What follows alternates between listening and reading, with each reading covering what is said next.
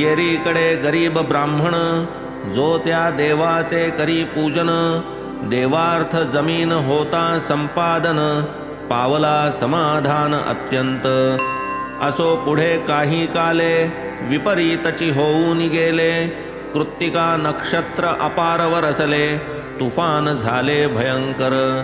एकाएकी वीज पडली, इमारत ती सारी खचली, धनी तेवढी सुरक्षित राहिली, दग्ध झाली अवशेष।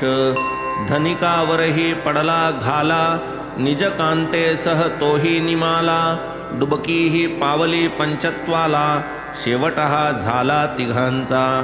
पुढे हा धनिक मथुरा नगरी, एका गरीब ब्राह्मणा उदरी, तयाची ती भाविक अंतुरी, पुजाऱ्या घरी जन्मली।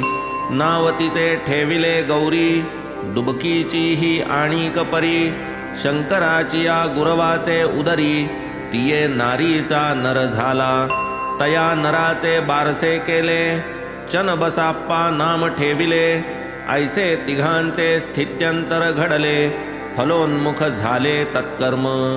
धनिक पावता पुनर्जन्म, वीरभद्र ठेविले नाम, हेच की प्रारब्ध कर्माचे वर्म, भोगेच उपरम तयासी। शंकराचा जो पुजारी, तयाची मज आवड भारी, नित्य येऊन आम्हा घरी, चिलीम मज बरोबरी पीतसे। मग आम्ही आनंद निर्भर, गोष्टी कराव्या रात्रभर, गौरी वाढली झाली उपवर, तीसही बरोबर आणि तसे। तीही माझी भक्ती करी, एके दिवशी पुसे पुजारी, धुंडूनी पाहिली स्थळे सारी, कुठेही पोरीचे जमेना।